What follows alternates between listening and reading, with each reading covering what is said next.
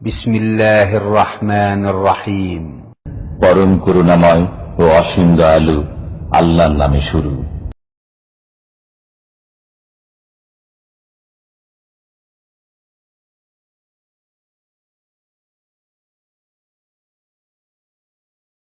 أعوذ بالله من الشيطان الرجيم فلا تدع مع الله إلها آخر فتكون من المعذبين وأنذر عشيرتك الأقربين واخفض جناحك لمن اتبعك من المؤمنين فإن عصوك فقل إني بريء مما تعملون وتوكل على العزيز الرحيم الذي يراك حين تقوم وتقلبك في الساجدين إنه هو السميع العليم هل أنبئكم على من تنزل الشياطين تنزل على كل أفاك أثيم يلقون السمع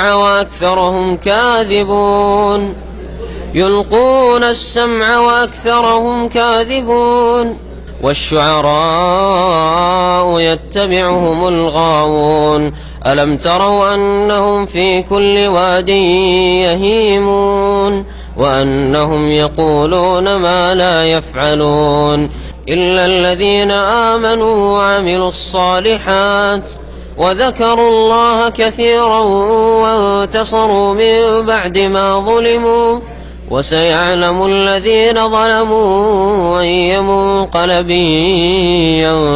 ينقلبون. السلام عليكم ورحمة الله وبركاته.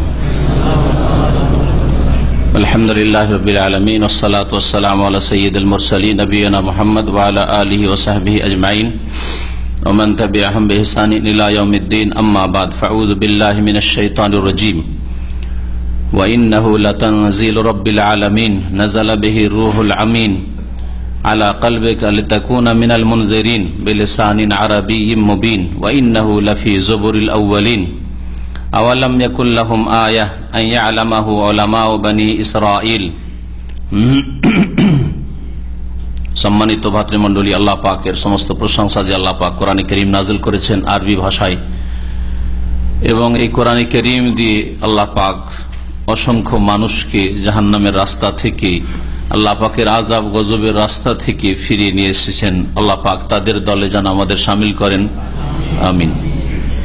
সালাত এবং সালাম নাযিল হোক নবী মুহাম্মদ রাসূলুল্লাহ সাল্লাল্লাহু আলাইহি ওয়াসাল্লামের উপর, যার প্রতি আল্লাহ পাক কোরআনে কারীম নাযিল করেছেন এবং যার মাধ্যমে আল্লাহ পাক রব্বুল আলামিন আমাদেরকে হিদায়াত দান করেছেন। আল্লাহর লাখ লাখ শুকরিয়া। আজকে তাফসীর হবে সূরা শুআরার শেষ অংশের। এর পূর্বে আল্লাহ পাক রব্বুল আলামিন সূরা শুআরায় 7 জন আম্বিয়া, রাসূল এবং তাদের উম্মতদের ঘটনাবলী বর্ণনা করেছেন। আর এই সূরা মক্কি জীবনে নবী করিম সাল্লাল্লাহু আলাইহি সাল্লামের প্রতি নাযিল হয়েছে। মক্কার মানুষরা যারা নবী করিম সাল্লাল্লাহু আলাইহি সাল্লামের দাওয়াতকে অস্বীকার করেছিল, যারা নবী করিম সাল্লাল্লাহু আলাইহি সাল্লামের নবুয়ত রিসালাতকে অস্বীকার করেছিল, কোরআনকে তারা আল্লাহর কিতাব মানতে অস্বীকার করেছিল, তাদেরকে এই 7টি আম্বিয়া রসুলগণের ঘটনা বর্ণনা করে দিয়ে এ কথা বলা হয়েছে যে এগুলি অতীতকালের সত্য ঘটনা বলি। যদি মুহাম্মদ সাল্লাল্লাহু আলাইহি সাল্লাম নবী না হতেন আর মুহাম্মদ সাল্লাল্লাহু আলাইহি সাল্লাম যে কিতাব কোরআনে কারীম তোমাদেরকে পড়ে শোনাচ্ছেন সেটা যদি আল্লাহর বাণী না হতো, তাহলে তোমাদের মাঝে মুহাম্মদ লালিত পালিত হয়েছে। কোনখান থেকে এই মুহাম্মদ সাল্লাল্লাহু আলাইহি সাল্লাম তোমাদেরকে প্রাচীন যুগের ঘটনাবলী শোনাচ্ছে, যা সত্য ঘটনা, যার বহু নিদর্শন আজ পর্যন্ত মজুদ রয়েছে, সেসব ঘটনা অস্বীকার করার কারো ক্ষমতা নেই। 7 জন আম্বিয়া রাসূলের ঘটনা আশা করি আপনাদের মনে আছে, যারা নিয়মিত শুনছেন। প্রথম মুসা আলাইহিস সালাম ঘটনা বর্ণনা করা হয়েছে, নূহ আলাইহিস সালাম ঘটনা বর্ণনা করা হয়েছে, ইব্রাহিম আলাইহিস সালাম ঘটনা, নূহ আলাইহিস সালাম, আদ সম্প্রদায়ের সালেহ আলাইহিস সালাম, হুদ আলাইহিস সালামের ঘটনা এবং তার কওমের, সামুদ সম্প্রদায় তাদের নবী সালেহ আলাইহিস সালামের ঘটনা, জি, লূত আলাইহিস সালাম এবং তার কওম, তার জাতির ঘটনা। 7 নম্বরে শুআয়ব শোয়েব আলাইহিস সালাম ঘটনা। এই 7টি ঘটনা মানব জাতির ইতিহাসের বিভিন্ন যুগের ঘটনা, এক যুগের না, এক এলাকার না, বিভিন্ন এলাকার বিভিন্ন যুগের ঘটনা আল্লাহ পাক রব্বুল আলামিন শুনিয়েছেন।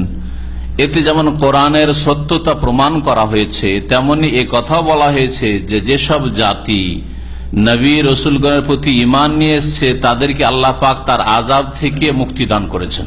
এই ঘটনাগুলি প্রমাণ করে তাদেরকে, আম্বিয়া রসুলগণকে এবং তাদের অনুসারী মুমিনদেরকে, সৎকর্মশীলদেরকে আল্লাহ সম্মানিত করেছেন দুনিয়া আখিরাতে। আর যারা অস্বীকার করেছেন নবীর দাওয়াতকে, তাদেরকে আল্লাহ পাক তার আযাব দিয়ে ধ্বংস করেছেন, দুনিয়ার আযাব দিয়ে ধ্বংস করেছেন। আর দুনিয়ার আযাব কোনো ব্যক্তি নিতে চায় না। আখিরাত সম্পর্কে অধিকাংশ মানুষ গাফিল, কিন্তু দুনিয়ার শাস্তি কোন কাফের মুশরিকও নিতে চাইবে না, যে দুনিয়ায় সে ধ্বংস হোক, তার পরিবার ধ্বংস হোক, তার বাড়িঘর ধ্বংস হোক, ধন সম্পদ ধ্বংস হোক, তার দেশ ধ্বংস হোক, আর সবকিছু হারা হোক। আল্লাহ পাকের কোন বালা মুসিবত আল্লাহ পাকের বলুক আর না বলুক, বলুক যে প্রাকৃতিক দুর্যোগ, কেউ চায়? কোন অমুসলিম চাই, কাফের চাই, আল্লাহ পরকালে অবিশ্বাসী চাই? কেউ চায় না, নাস্তিকও চাই না। তো এইসব ঘটনা দিয়ে আল্লাহ পাক রব্বুল আলামিন কাফের জাতিকে, যাদের মাঝে নবী করিম সাল্লাল্লাহু আলাইহি ওয়াসাল্লামকে পাঠানো হয়েছে, কুরাইশদেরকে জানানো হয়েছে, মক্কার লোকদেরকে জানানো হয়েছে, ওর আশেপাশের লোকদেরকে জানানো হয়েছে প্রথমখানে, আর তারপরে কোরআন কারীমের এই ঘটনাবলী দিয়ে সমস্ত মানব জাতিকে জানানো হয়েছে, কারণ সমস্ত মানব জাতির জন্য মুহাম্মদ রাসূলুল্লাহ সাল্লাল্লাহু আলাইহি ওয়াসাল্লাম রাসূল হয়ে এসেছেন। এই 7টি ঘটনা বর্ণনা করার পরে মহান আল্লাহ কোরআন কারীম সম্পর্কে ইরশাদ করেছেন, ওয়া ইন্নাহু লাতানজিলু রাব্বিল আলামিন, আয়াত নম্বর 192 সূরা শুআরা। আর নিঃসন্দেহে এই কিতাব, এটি ওয়া ইন্নাহু, এটি হচ্ছে লাতানজিলু রাব্বিল আলামিন, বিশ্বজাহানের প্রতিপালকের পক্ষ থেকে নাযিলকৃত। আল্লাহ পাক তা অবতীর্ণ করেছেন। এটা মুহাম্মদ সাল্লাল্লাহু আলাইহি সাল্লামের রচিত না, গড়া না। প্রথম কথা, তিনি আলিফ বা তা সা থেকে ইয়া পর্যন্ত এসব অক্ষরের জ্ঞানও রাখতেন না, উম্মি ছিলেন, লেখাপড়া তিনি জানতেন না। তাহলে তিনি কি করে রচনা করতে পারেন? 2 নম্বর কথা, এই প্রাচীন যুগের এই সত্য ইতিহাসগুলি তিনি কোথা থেকে জানবেন? যদি রচনায় করতে এই ঘটনাগুলি জানলেন কোথা থেকে? তোমাদের মাঝেই তো তিনি লালিত পালিত হয়েছেন, কোথা থেকে জানলেন তাহলে যদি তার রচিত হয়? হতেই পারে না সেটা। আল্লাহ পাক রব্বুল আলামিন তাই বলছেন যে নিঃসন্দেহে এই কোরআন কারীম রব্বুল আলামিনের, বিশ্বজাহানের প্রতিপালকের পক্ষ থেকে অবতীর্ণকৃত, নাজিল করা হয়েছে। তানজিল মানে মুনাজ্জাল, মাসদার ইসিম মাফউলের অর্থ রয়েছে। মুনাজ্জালুন মির রাব্বিল আলামিন, রব্বুল আলামিনের পক্ষ থেকে নাজিল করা হয়েছে। কে নিয়ে এসেছে? আল্লাহ পাক বলেছেন নাযালা বিহি রূহুল আমিন, তা নিয়ে অবতীর্ণ হয়েছে বিশ্বস্ত আত্মা। আর রূহুল আমিন বিশ্বস্ত আত্মা, তিনি কে? জিবরিল আমিন, যাকে জিবরাইল আলাইহিস সালাম বলা হয়, জিবরিলও বলা হয়। আর তাকে শুধু আর রূহ বলা হয়েছে কোরআনে কারীমে। তানাজ্জালুল মালায়েকাতু ওয়ার রূহ, কদরের রাত সম্পর্কে আল্লাহ পাক সূরা কদরে বলেছেন যে তানাজ্জালুল মালায়েকাতু ওয়ার রূহ, এখানে ফেরেশতাগণ কদরের রাতে নেমে আসেন। আর বিশেষ করে ফেরেশতাদের যিনি শিরোমণি প্রধান জিবরাইল আলাইহিস সালাম, তাকে রূহ বলা হয়েছে। এখানে রূহ মানে আত্মা না, রূহ মানে হচ্ছে জিবরাইল আলাইহিস সালাম। এখানে আর রূহুল আমিন, রূহ এর সাথে একটি গুণ লাগিয়ে বিশ্বস্ত আত্মা, এমন বিশ্বস্ত ফেরেশতা যে সেখানে সন্দেহর কোনো অবকাশ নেই যে তিনি নিজের পক্ষ থেকে কোনো কিছু লাগিয়ে দেবেন না। বিশ্বস্ত ফেরেশতা জিবরিল আমিন আলাইহিস সালাতু সালামের মাধ্যমে নাযিল হয়েছে, তিনি নিয়ে এসেছেন। নবী মুহাম্মদ সাল্লাল্লাহু আলাইহি ওয়াসাল্লামকে আল্লাহ সম্বোধন করে বলছে আলা কালবিকা, নিয়ে নেমে এসেছেন জিবরাইল আলাইহিস সালাম। হে নবী মুহাম্মদ সাল্লাল্লাহু আলাইহি ওয়াসাল্লাম, তোমার অন্তরে, তোমার হৃদয়। কোরআনে কারীম নবী সাল্লাল্লাহু আলাইহি ওয়াসাল্লামের নিকটে নাযিল করা হয়েছে। আর এখানে কলবের কথা, হৃদয়ের কথা বলা হয়েছে, কারণ মানুষের অঙ্গ প্রত্যঙ্গে যতগুলি অনুভূতির বা জ্ঞান অর্জনের মাধ্যম রয়েছে, সবচেয়ে বেশি জ্ঞান অর্জনের ক্ষমতা এবং ধরে রাখার ক্ষমতা আর ভালো মন্দের পার্থক্যের ক্ষমতা এটা হৃদয়ে রয়েছে, কালবে, হার্টে রয়েছে। দিমাগ মানুষের স্মৃতিশক্তি, হ্যাঁ, মস্তিষ্ক যা বলা হয়, এটাও একটা। হ্যাঁ, আর একটা হচ্ছে কলব, হৃদয়। হ্যাঁ, আর বাকি হচ্ছে অঙ্গ প্রত্যঙ্গ। যেমন জিহ্বা দিয়ে আপনি অনুভব করছেন যে এটা টক না মিষ্টি না ঝাল, অনুভব করছেন, তা দিয়েও কিছু নলেজ হাসিল করছেন। আর ত্বক দিয়ে, শরীরের চামড়া দিয়ে, তা দিয়ে অনুভব করছেন গরম না ঠান্ডা, হ্যাঁ, অনুভব করছেন। এইরকম চোখ দিয়ে দেখে আপনি নলেজ হাসিল করছেন, কান দিয়ে শুনে আপনি জ্ঞান অর্জন করছেন।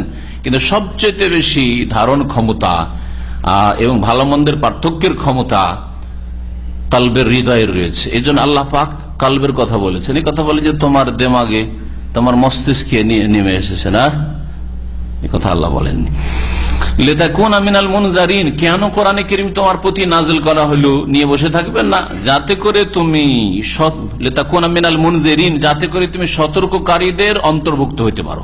যেসব আম্বিয়া রাসূলগণ আল্লাহর পক্ষ থেকে দূত হয়ে এসেছেন আর তারা সতর্ক করেছেন মানব জাতিকে আল্লাহ পাকের আযাব থেকে, আল্লাহ পাকের গজব থেকে, আল্লাহ পাকের মার থেকে, অসৎ পথে চললে, কুফরির পথে চললে, শিরকের পথে চললে, অবিশ্বাস করলে অথবা আল্লাহর দিন মোতাবেক জীবনযাপন না করলে তাদের দলে সামিল হইতে পারো, নবী রাসূলগণের দলে যাতে করে তুমি সামিল হইতে পারো।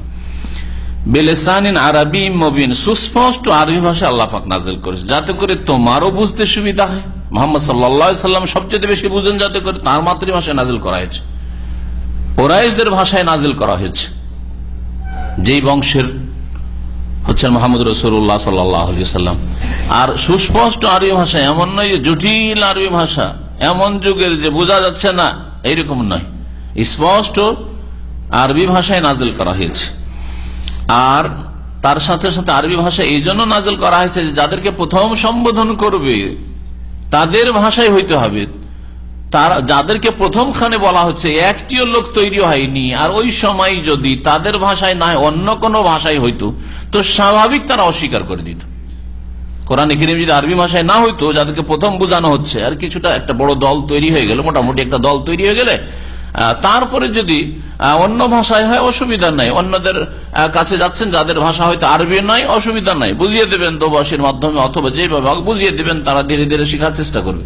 কিন্তু একটিও লোক তৈরি হয়নি, আর হঠাৎ করে যদি এমন কোন ভাষায় আসে যেই ভাষা প্রথম যাদেরকে তৈরি করতে চাইছেন একটা দুটো করে তারাই বুঝে না, তাহলে অসম্ভব ছিল মানুষের ঈমান নিয়ে আসা, বিশ্বাস করা। আল্লাহ পাক এই কথাই বলছেন এখানে, বিলিসানিন আরাবিয়্যিম মুবিন, সুস্পষ্ট আরবি ভাষায় এই কোরআনে কারীম আল্লাহ পাক নাযিল করেছেন। আরবি আর তার সাথে মুবিন, স্পষ্টকারী, এই ভাষা স্পষ্টকারী, তার মানে কোরআনে কারীমে কোনো অস্পষ্টতা নেই। সুতরাং বিদআতপন্থীদের কথা বা তাদের এক শ্রেণী হুজুরদের কথা যে কোরআন আবার কি বুঝবে তুমি, এটা তাদের জাহালত, অজ্ঞতা। কোরআন সবচেয়ে স্পষ্ট, বরং হাদিসের চাইতে বেশি স্পষ্ট কোরআনে কারীম। আর তারপরে রাসূলুল্লাহ সাল্লাল্লাহু আলাইহি ওয়াসাল্লামের কথা স্পষ্ট, হাদিস স্পষ্ট, আর তারপরে ফিকর কিতাব, মানুষের লেখা অস্পষ্ট হইতে পারে, আমার কথা অস্পষ্ট হইতে পারে, কিন্তু আল্লাহ পাকের কথা সবচেয়ে বেশি স্পষ্ট। আর তারপরে রাসূলুল্লাহ সাল্লাল্লাহু আলাইহি সাল্লামকে যেহেতু স্পষ্ট ভাষী করা হয়েছিল, উতীতু জাওয়ামিআল কালিম, নবী সাল্লাল্লাহু আলাইহি ওয়াসাল্লাম বলছেন আমাকে অল্প ভাষায় অনেক কথা বলার ক্ষমতা দেওয়া হয়েছে। রাসূলুল্লাহ সাল্লাল্লাহু আলাইহি সাল্লামের ভাষা, স্পষ্ট ভাষা কোরআনে কারীমের পর সবচেয়ে বেশি। আর কেউ যদি বলে কোরআন হাদিস বোঝা কি চারটি কথা নাকি, কোরআন হাদিস বোঝা সম্ভব নয়, সুতরাং কি পড়ো, আরে অন্য কিতাব পড়ো, অন্য কিতাব পড়ো, তাহলে ইসলাম বুঝবে। এটা অন্তর বাঁকা, সেই জন্য কথা বলছে জেনে শুনে, আর না হলে অজ্ঞতার কারণে বলছে, হয় জাহেল, আর না হইলে জানে কিন্তু অন্তর হচ্ছে বাঁকা, কোরআন এবং হাদিসের দিকে আসতে দিতে চায় না, যার ফলে কোরআন এবং হাদিসের কাছে আসলে গোমর ফাঁস হয়ে যাবে। আর তাদের এই সব এত তরিকত আর থাকবে না, এক তরিকা শুধু মুহাম্মদ রাসূলুল্লাহ সাল্লাল্লাহু আলাইহি ওয়াসাল্লাম নিয়ে আসা তরিকা থাকবে, যেটা বরদাস্ত হয় না। ওয়া ইন্নাহু লাফি যুবুরিল আউয়ালিন, আর এই কোরআনে কারীম নিঃসন্দেহে কোরআনে কারীমের আলোচনা রয়েছে পূর্ববর্তীদের গ্রন্থরাজিতে। জবর, জাবুরের বহুবচন। জাবুর বিশেষ একটি কিতাবের নাম, যা দাউদ আলাইহিস সালামের উপর নাযিল হয়েছিল, জাবুর, তাই না? আর এমনি জাবুর মানে হচ্ছে গ্রন্থ, কিতাব। জাবুর মানে হচ্ছে কিতাব, তাহলে জবর মানে কুতুব, কিতাবের বহুবচন কুতুব, ওই রকমই জাবুরের বহুবচন হচ্ছে জবর। তো জবর মানে তাহলে এখানে কুতুব। আউয়ালিন মানে পূর্ববর্তী, আগের যে নবী রসুলগণরা বা আগের উম্মতরা এসছে তাদের কিতাবাদিতে এই কোরআনে কারীমের আলোচনা রয়েছে। কোরআনে কারীম যদি মানুষের তৈরি হয় তো আগে তাওরাতে, ইনজিলে আর যেসব কিতাব আল্লাহ পাক নাযিল করেছেন সেই সব কিতাবে কোরআনে কারীমের কথা কেন আসবে, ভবিষ্যৎবাণী আর মুহাম্মদ রাসূলুল্লাহ সাল্লাল্লাহু আলাইহি ওয়াসাল্লামের আলোচনায় বা কেন আসবে, আর তার গুণাবলী কেন তাতে উল্লেখ হবে? তাহলে বোঝা যাচ্ছে যে কোরআনে কারীম আল্লাহ পাকের কিতাব, এর জন্য আগের আম্বিয়া রাসূলের প্রতি নাযিলকৃত কিতাবে তার আলোচনা এসেছে। এটা হচ্ছে তাহলে ইন্নাহু মানে ইন্না হাযাল কোরআন, এই কোরআনে কারীমের আলোচনা আগের কিতাবাদিতে মওজুদ রয়েছে। কেউ কেউ তাফসীর করেছেন এই আয়াতটির অন্যরকম খানিকটা, ওয়া ইন্নাহু মানে কোরআনে কারীমের যে মৌলিক বিষয়বস্তু, এই মৌলিক বিষয়বস্তুগুলি পূর্ববর্তীদের কিতাবাদিতেও রয়েছে, গ্রন্থরাজিত রয়েছে। এই তাফসীরও ঠিক আপন জায়গায়, কারণ কোরআনে কারীমের মৌলিক বিষয়বস্তু হচ্ছে তাওহীদ, আল্লাহ পাকের একত্ব, আল্লাহর অস্তিত্ব, আল্লাহ পাকের ওয়াহদানিয়ত, আল্লাহ তার জাত সিফাত নাম গুণাবলীতে এক, আল্লাহ পাক রব্বুল আলামিন তার কাজে রুবুবিয়তে এক ও একক, আল্লাহ পাক রব্বুল আলামিন তার ইবাদত বন্দেগীতে এক ও একক, তার ওজুদ আর অস্তিত্ব, তাওহীদে রুবুবিয়ত, তাওহীদে উলুহিয়ত, তাওহীদুল আসমা ওয়াস সিফাত সমস্ত আম্বিয়া রাসূলগণের কিতাবে রয়েছে। আখিরাত, কোরআনে কারীমে বহু আয়াতে রাসূলুল্লাহ, বহু হাদিসে মান কানা ইউমিনু বিল্লাহি ওয়াল ইয়াউমিল আখির, যে আল্লাহ বিশ্বাসী, পরকালে বিশ্বাসী, আখিরাতের কথা এবং আখিরাতের প্রত্যেকটি বিষয়ের ক্ষেত্রে সমস্ত আম্বিয়া রাসূলগণের কিতাবাদিতে একই রকম শিক্ষা দেওয়া হয়েছে। জান্নাত জাহান্নামের কথা, হিসাব নিকাশের কথা, হাসরের কথা, জবাবদেহির কথা, পুলের কথা যে জাহান্নামের উপর হবে, শাফাআতের কথা ইত্যাদি যা মৌলিক বিষয় রয়েছে, মওতের পরে জীবনের কথা, বারজাখী জীবনের কথা, এগুলো হচ্ছে মৌলিক বিষয়। সমস্ত আম্বিয়া রাসূলগণের কিতাবে একই কথা রয়েছে। যদি এর ব্যতিক্রম থাকে তাহলে সেটা আল্লাহ প্রদত্ত কিতাব নয়, আল্লাহর গ্রন্থ নয়। যেমন হিন্দু ধর্মে রয়েছে পুনর্জন্মের এই ভ্রান্ত বিশ্বাস, তাহলে স্পষ্ট যে এটা কোন নবী রাসূলের দাওয়াত নয়, যে পুনর্জন্ম মানে মানুষ এসে যদি পৃথিবীতে ভালো কাজ করে তাহলে শূদ্রের ছেলে, চামার ডোম মেথরের ছেলে ব্রাহ্মণের ঘরে জন্মাবে। হ্যাঁ, পুনর্জন্মের আকীদা তাদের ভ্রান্ত আকীদা, ভ্রান্ত বিশ্বাস। আর যদি ব্রাহ্মণের ছেলে রাজাধিরাজা আর রাষ্ট্রপতি প্রধানমন্ত্রীর পরিবারের ছেলে মেয়েরা যদি অসৎ কাজ করে তাহলে ডোম মেথর হয়ে আগামী প্রজন্ম কিছুদিন পরে আবার জন্মাবে, মরে যাওয়ার পরে ওই ডোম মেথরের ঘরে জন্মাবে। আর না হলে মানুষই জন্মাবে না, কুকুর শ্রীগাল চন্ডাল হয়ে জন্মিবে, হ্যাঁ, ইত্যাদি ইত্যাদি সব ভ্রান্ত কথা। এইরকম কথা কোন নবী রাসূলগণের মাধ্যমে আসেনি, কোন কিতাবে, আল্লাহ প্রদত্ত কিতাবে আসেনি। আল্লাহ প্রদত্ত কিতাবে আখিরাতের প্রতি ঈমানের মৌলিক বিষয়গুলি সবগুলি একই রকমের। আখিরাত রয়েছে, দুনিয়ার পরে আখিরাত রয়েছে। এইরকমই আখলাক, উত্তম চরিত্র, যেগুলিকে উত্তম চরিত্র বলা হয়েছে দ্বীনে ইসলামে, সেগুলি মুসা আলাইহিস সালামের দিনেও বলা হয়েছে, ঈসা আলাইহিস সালামের দিনেও বলা হয়েছে, নূহ আলাইহিস সালামের দিনেও বলা হয়েছে যে কোনগুলি উত্তম চরিত্র। নোংরা চরিত্র যেগুলি নোংরা আজকে, সেগুলি সেই যুগে নোংরা চরিত্র ছিল, তাই না? সমকামিতা পড়লেন, লূত আলাইহিস সালামের যুগের ঘটনা। আজকেও নোংরামি, তখনও সেটা নোংরামি ছিল, এই জন্য আল্লাহর আযাব গজব নাযিল হয়েছিল। জিনা তখনও হারাম, এখনো হারাম। খুন করা এখনো হারাম, তখনও হারাম। মিথ্যা কথা বলা এখনো হারাম, তখনও হারাম ছিল। প্রত্যেক নবীর রাসূলের দাওয়াতে ছিল। হ্যাঁ, সততা, আল্লাহ ভীরুতা, এইভাবে যত ভালো গুণ রয়েছে, যত ভালো গুণগুলি রয়েছে, এগুলো হচ্ছে মৌলিক বিষয়। আত্মীয়দের সাথে সুসম্পর্ক রাখা, প্রতিবেশীর হক আদায় করা, মৌলিক বিষয় এগুলি। হ্যাঁ, এগুলির ক্ষেত্রে সমস্ত নবী রাসূলগণের দাওয়াতই এক। শাখা প্রশাখা, মাসলা মাসাইল, এগুলোর ক্ষেত্রে পার্থক্য ছিল। এই জন্য নবী করিম সাল্লাল্লাহু আলাইহি ওয়াসাল্লাম একটি হাদিস রয়েছে, আল আম্বিয়া বানুল আল্লাদ আবুহুম ওয়াহিদ ওয়া উম্মাহাতুহুম শাত্তা। নবী রাসূলগণের উদাহরণ হচ্ছে বৈমাত্রীয় ভাইয়ের মতো। নবী রাসূলদের উদাহরণ হচ্ছে বৈমাত্রীয় ভাইদের মতো। বৈমাত্রীয় ভাই কাকে বলে? আবুহুম ওয়াহিদ, বাপ হচ্ছে এক। নবী সাল্লাল্লাহু আলাইহি ওয়াসাল্লাম হাদিসে রয়েছে উম্মাহাতুহুম শাত্তা, তাদের মা ভিন্ন ভিন্ন, তাদের মা ভিন্ন ভিন্ন। এই হাদিস দিয়ে কি বোঝানো হয়েছে? এই হাদিস দিয়ে বোঝানো হয়েছে যে সমস্ত নবী রাসূলগণের মৌলিক দাওয়াত এক। যেমন বৈমাত্রীয় ভাই বোনদের বাপ হচ্ছে এক, তার মানে সমস্ত নবী রাসূলগণের দাওয়াতের মৌলিক বিষয় তাওহীদ, রিসালাত, আখিরাত, আল্লাহ প্রদত্ত বিধান মোতাবেক জীবনযাপন, আখলাক হাসান, উত্তম চরিত্র গড়ে তোলা, নোংরা চরিত্র বর্জন করা ইত্যাদি, এই সমস্ত বিষয়ে বাপ যেমন এক, বৈমাত্রীয় ভাই বোনদের ঠিক তেমনি মৌলিক বিষয় সমস্ত নবী রাসূলগণের দিনের এক। উম্মাহাতুহুম শাত্তা, মা বলে বোঝানো হয়েছে বিভিন্ন ধর্মের বিধিবিধান, ইসলামের বিধিবিধান, নামাজ 5 ওয়াক্ত, আবার কত রাকাত নামাজ, নামাজ পড়ে তরিকা, রোজা, রমজান মাসের ফরজ, অন্য উম্মতে অন্য না এর চাইতে কম বা বেশি ইত্যাদি, জাকাতের বিধিবিধানে পার্থক্য থাকতে পারে, হালাল হারাম, বৈধ অবৈধ কিছু মাসলা মাসাইলে পার্থক্য থাকতে পারে ইত্যাদি। এইভাবে নবী করিম সাল্লাল্লাহু আলাইহি সাল্লাম সমস্ত নবী রাসূলগণের দাওয়াতের আসল রূপটাকে তুলে ধরেছেন এক ছোট্ট একটি হাদিসে।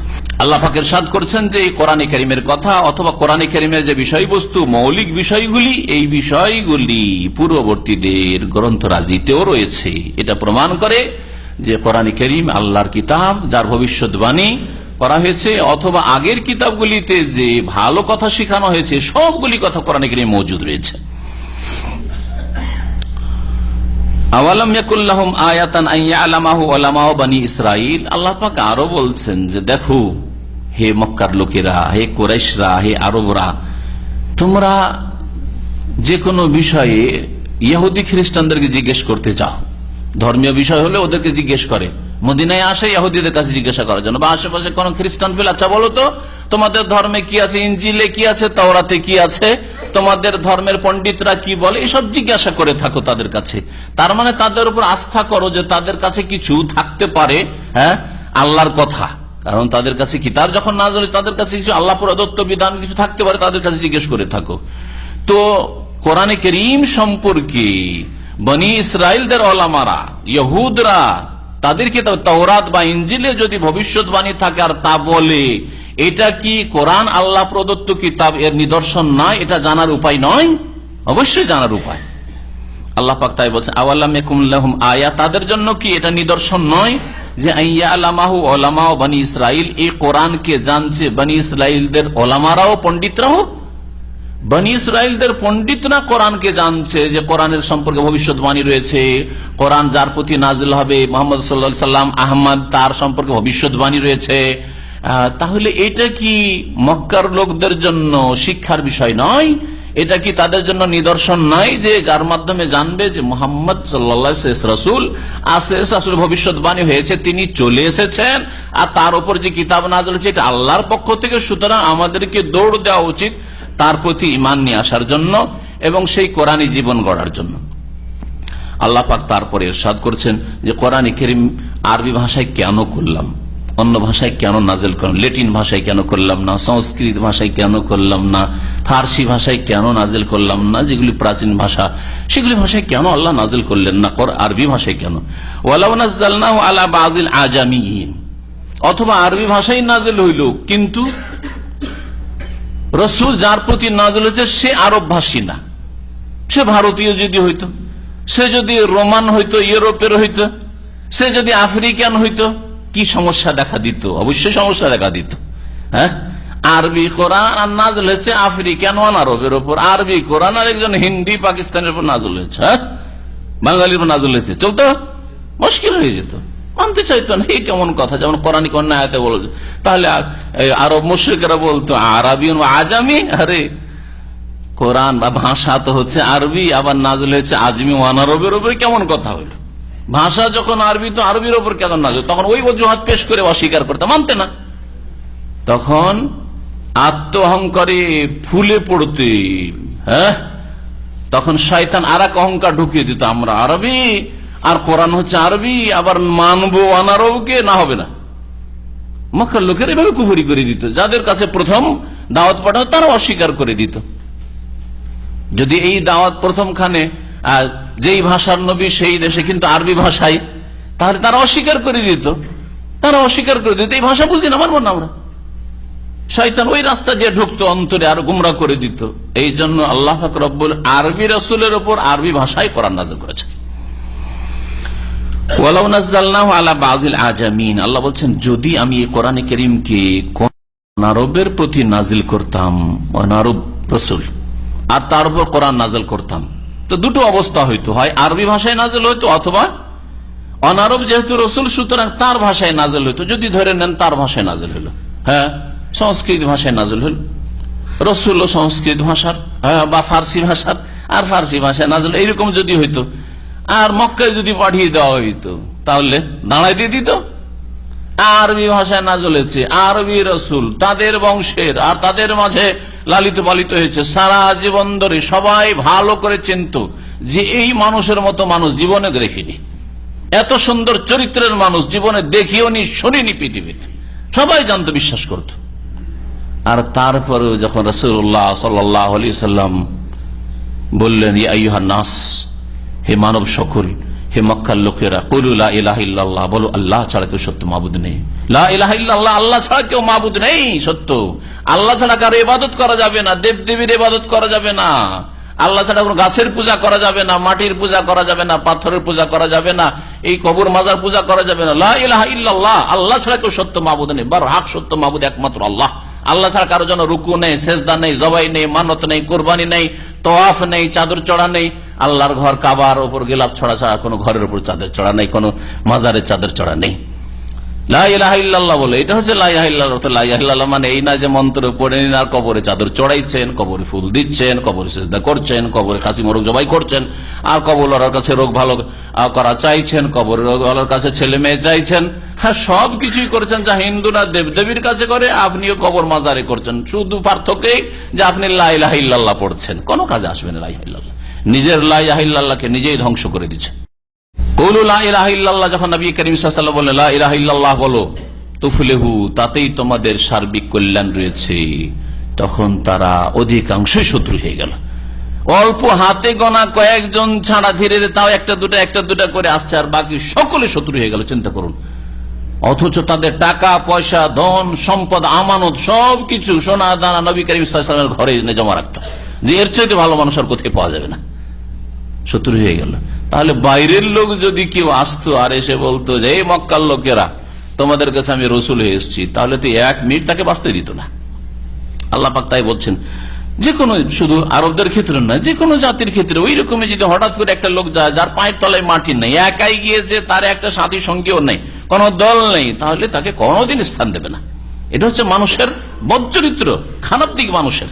শয়তান এই রাস্তা দিয়ে মানুষকে গোমরা করেছে যে আমরা এই বিদেশিকে কেন মানবো, এই বাইরের লোককে কেন মানবো, হ্যাঁ আমাদের ভাষাভাষী নয় কেন মানবো। এইগুলো হচ্ছে শয়তানের রাস্তা, মাদাখিলুশ শয়তান। শয়তান এসব রাস্তা দিয়ে ঢুকি, আর শয়তান এই কাজ করে যাচ্ছে, আজ পর্যন্ত করে যাচ্ছে। কোরআন এবং হাদিসের কথা বললেও এক শ্রেণীর শয়তান প্রকৃতির মানুষরা যারা শয়তানকে এভাবে সুযোগ দিয়ে থাকে। আল্লাহ পাক বলছেন, যদি আমি এই কোরআনে কারীমকে কোন অনারবের প্রতি নাজিল করতাম, ফাকারাহু আলাইহিম, তারপরে সেই অনারব ব্যক্তি তাদেরকে পড়ায় শুনাইতো, মক্কার লোকদেরকে পড়ে শুনাইতো আরব ভাষা, মা কানু বিহি মুমিনিন, তারা কখনো এর প্রতি ঈমান নিয়ে আসতো না। মা কানু বিহি মুমিনিন, এরা কখনো বিশ্বাস করতো না, ঈমান নিয়ে আসতো না। কাযালিকা সালাকনাহু ফি কুলুবিল মুজরিমিন, এইভাবেই আমি সঞ্চারিত করেছি একে মানে কাকে, এই হু জামিরের মারজা হচ্ছে মা কানু বিহি মুমিনিনের বাক্যটি, মানে ঈমান না নিয়ে আসা, অর্থাৎ ঈমান না নিয়ে আসা মানে কি কুফরি, তাই না?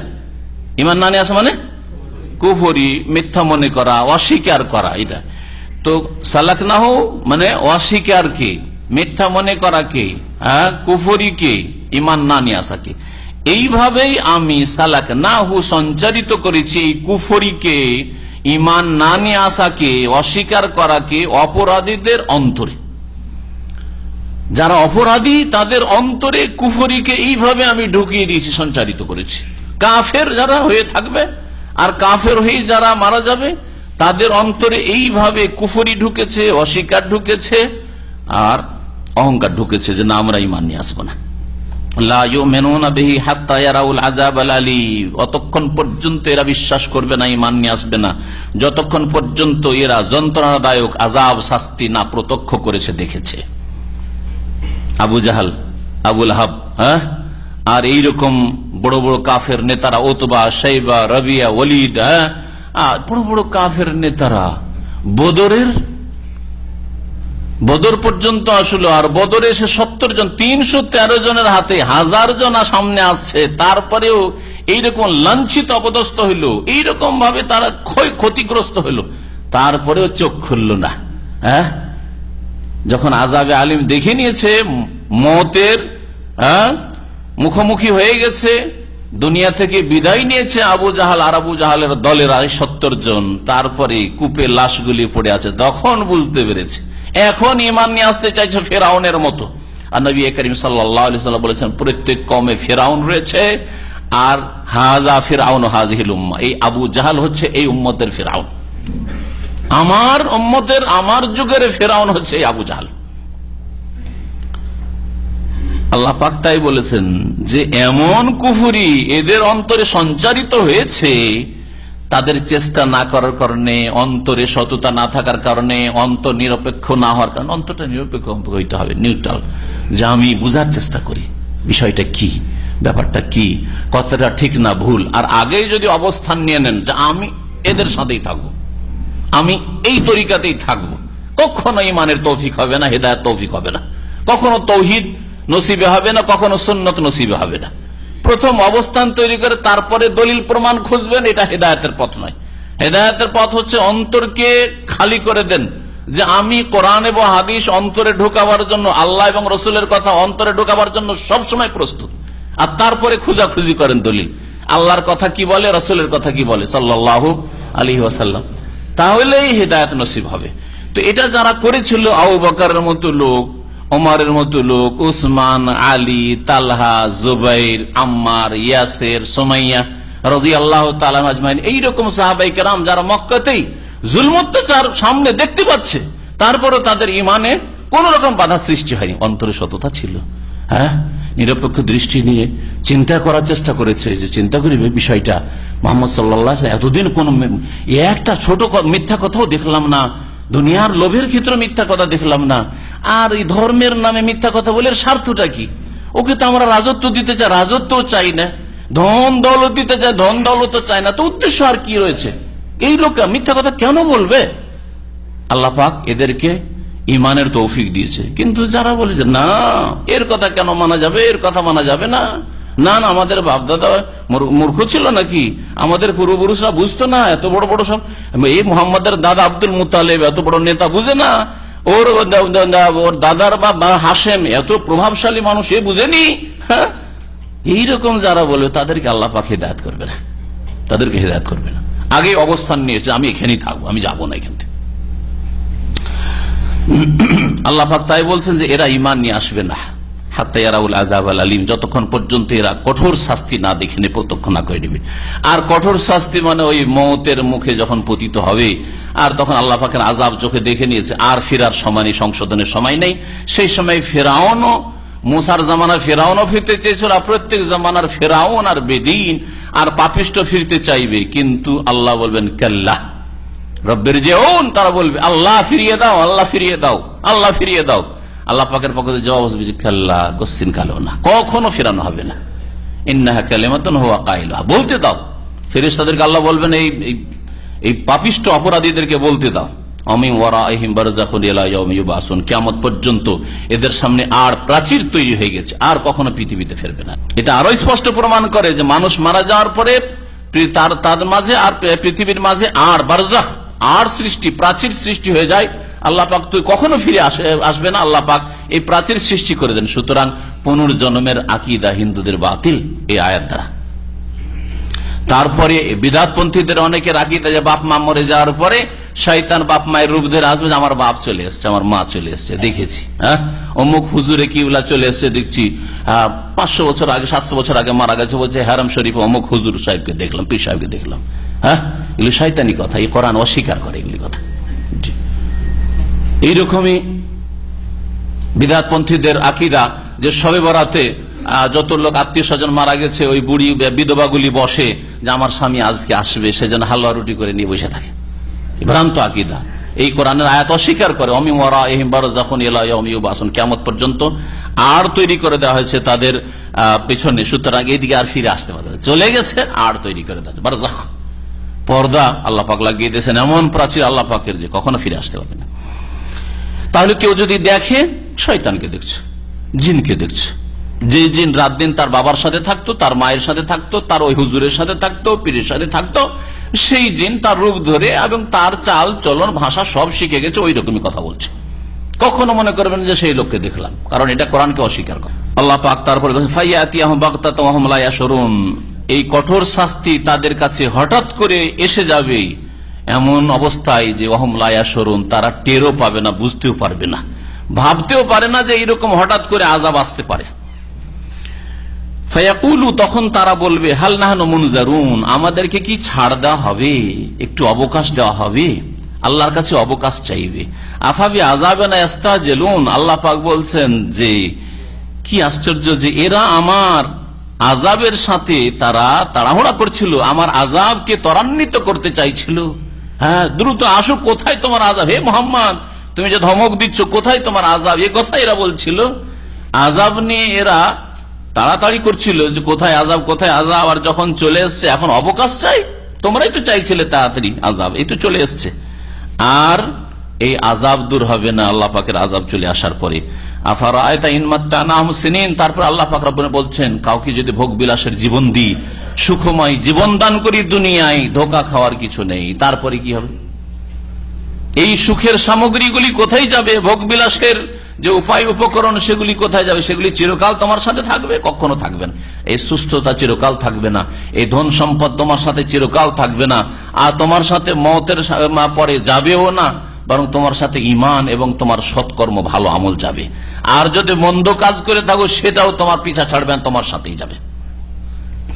আল্লাহ পাক বলছেন আফারাআইতা, হে নবী তুমি চিন্তা করেছো কি, ইন মাত্তানাহুম সিনিন, যদি তাদেরকে আমি ভোগ বিলাস দান করি দীর্ঘ বছর, সেনিন মানে কত বছর, কয়েক বছর অথবা দীর্ঘ বছর, বেশ কিছুদিন কিছু বছর যদি আমি তাদেরকে ভোগ বিলাস দান করি, সুম্মা জাআহুম মা কানু ইয়াদুন, তারপরে তাদের উপর এসে পড়ে যা তাদের সাথে প্রতিশ্রুতি করা হয়েছে, মানে আল্লাহ পাকের আযাব চলে আসে, একদিন আসবে, একদিন মওত আসবেই। যদি তাদের উপর যে প্রতিশ্রুতি হয়েছে তা চলে আসে, মওত হোক অথবা তার আগে কোনো আযাব হোক, যদি চলে আসে, মা আগনান হোম মা কানু ইয়ামাত্তাউন, তাদের কোনো কাজে আসবে না ওই সব ভোগ বিলাসের সামগ্রী যা তাদের দেওয়া হয়েছিল, মা কানু ইয়ামাত্তাউন, যা তাদেরকে ভোগ বিলাসের জন্য দেওয়া হয়েছিল, সুখের উপায় উপকরণ দেওয়া হয়েছিল, সেগুলি তাদের কোনো কাজে আসবে না, তাদের আযাবও দূর করতে পারবে না। ওমা আহলাকনা মিন কারিয়াতিন ইল্লা লাহা মুনজিরুন, আল্লাহ পাক বলছেন আমি কোন জনপদকে ধ্বংস করি না অতক্ষণ পর্যন্ত যতক্ষণ সেই জনপদের উদ্দেশ্যে, সেই এলাকা গ্রাম অঞ্চলের উদ্দেশ্যে, সেই দেশের উদ্দেশ্যে, সেই জাতির উদ্দেশ্যে সতর্ককারী প্রেরণ করি না। ইল্লা লাহা মুনজিরুন, তাদের সতর্ককারী অবশ্যই পাঠানো হয়, না হইলে এমনিতে আল্লাহ না জানিয়ে ধ্বংস করে দেন না। জানতে পারলো না আল্লাহ কি, পরকাল কি, নবী কি, আর রাসূল কি, বিধান কি, হ্যাঁ, আর এমনি আল্লাহর আযাব চলে আসবে, এটা কখনো হবে না। যে কোনো জাতি সম্পর্কে এইটা বিভিন্ন ভাষায় কোরআনে কারীমে আল্লাহ পাক বর্ণনা করেছে, এখানে এই ভাষায় আল্লাহ পাক উল্লেখ করেছেন। আর একটি প্রসিদ্ধ আয়াত রয়েছে এই মর্মে, মা কুন্না মুআযযিবিনা হাত্তা নাবআসা রাসূলা, আমি আযাব দিতে পারি না। আল্লাহ বলেছেন ওমা কুন্না মুআযযিবিন, আমি আযাব শাস্তি দিতেই পারি না, হাত্তা নাবআসা রাসূলা, যতক্ষণ পর্যন্ত রাসূল না প্রেরণ করিনি।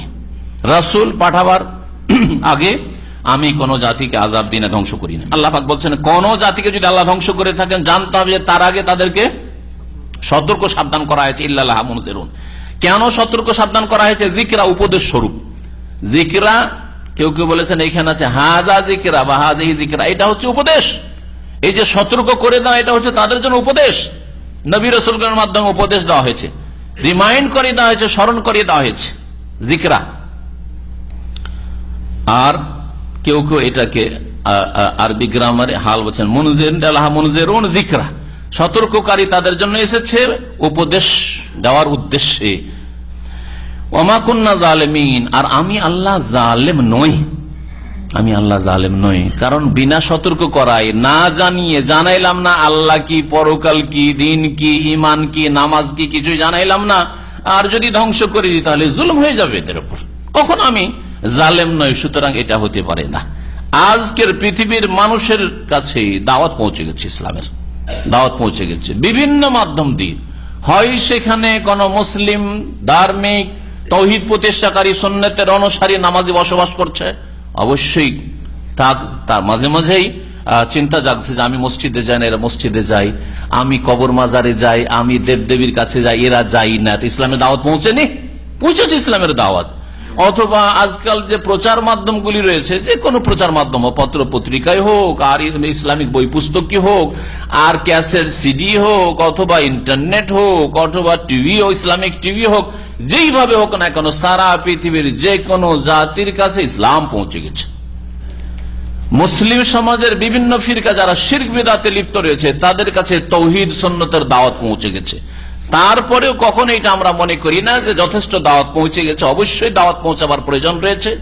আর ইসলামের দাওয়াত সম্পর্কে অস্পষ্টতা হয়তো রয়েছে, অথবা সংশয় রয়েছে বিভিন্ন, সেসব সংশয় দূর করার প্রয়োজন রয়েছে, যাতে করে তাদের সামনে স্পষ্ট ভাষায় কোরআন এবং হাদিসের তৌহিদ সুন্নতের দাওয়াত পৌঁছে যায় অমুসলিমদের কাছে। এবং মুসলিম যারা ইসলাম থেকে দূরে সরে রয়েছে, ফরজ অজেব থেকে দূরে সরে রয়েছে, হারামে ডুবে রয়েছে, অথবা ইসলামের নামে শিরক বিদআত করছে, তৌহিদের জায়গায় তারা শিরক করছে, সুন্নতের জায়গায় বিদআত করছে, তাদের কাছে দাওয়াত তো পৌঁছেছে। তারপরেও আল্লাহ পাক যেন আমাদের আরো বেশি তৌফিক দান করেন যে মানব জাতির কাছে উত্তম পন্থায় আমরা যেন কোরআন এবং হাদিসের দাওয়াত, তৌহিদ সুন্নতের দাওয়াত পৌঁছাতে পারি।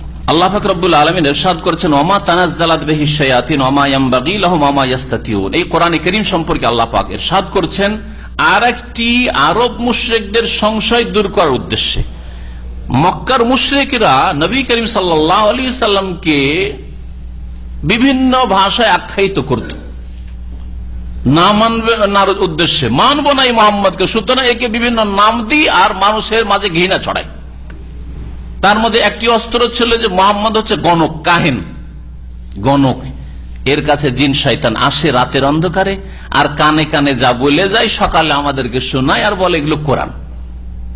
শয়তান আসে এর কাছে, এটা একটা কথা বলতো তারা। আল্লাহ বিভিন্ন আয়াতে কোরআনে কারিমে এই বিষয়টিকে অস্বীকার করেছে। মুহাম্মদ সাল্লাল্লাহু আলাইহি ওয়াসাল্লাম গণক নন, গণকদের লক্ষণ আলাদা। মুহাম্মদ সাল্লাল্লাহু আলাইহি ওয়াসাল্লামের কাছে জিন শয়তান আসে না, বরং ফেরেশতা মালায়েকা যারা পবিত্র তারা আসে। শয়তান হচ্ছে নাপাক, নোংরা চরিত্রের, নোংরা চরিত্র যাদের, তারা কখনো পাক পবিত্র কথা নিয়ে আসতে পারে না, তার কাছেও যেতে পারে না, ধারে কাছেও যেতে পারে। আর আরব মুশরিকদের, মক্কার কাফেরদের আর একটি সংশয় ছিল বা আর একটি কথা ছিল মানুষের মাঝে ঘৃণা ছড়াবার জন্য, আর মুহাম্মদ সাল্লাল্লাহু আলাইহি ওয়াসাল্লামের দাওয়াত থেকে দূরে রাখার জন্য, আর মানুষকে ভুল বুঝানোর জন্য, পথভ্রষ্ট কাজ বেকুব বানাবার জন্য।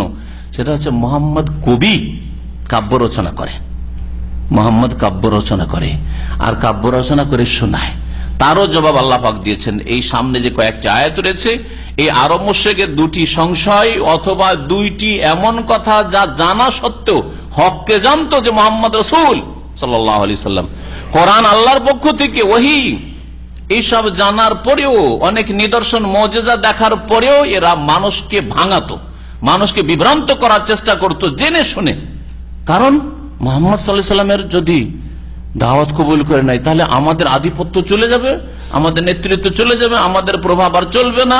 আর শয়তান বিভিন্ন রাস্তা দিয়ে মানুষের মধ্যে ঢুকে, বিভিন্ন রাস্তা দিয়ে ঢুকে, আর শয়তান ঢুকে গুমরা করে যে মোহাম্মদকে মানবি, ও তো ইয়াতিম, তোরা নেতা, তোরা বয়োজ্যেষ্ঠ, ইয়ে হচ্ছে তোদের সামনে, এ তো মানুষ হইলো, আর ইয়ের কথা শুনবি। বিভিন্ন রকম ভাবে শয়তান গুমরা করে থাকে। আল্লাহ পাক রব্বুল আলামিন ইরশাদ করেছেন কাফেরদের খণ্ডনে, যে কাফেররা বলতো যে মোহাম্মদ হচ্ছে গণক, আর এর কাছে শয়তান আকাশের উপর থেকে শুনে নিয়ে আসি আর শোনায় এই গণকের কথাগুলি।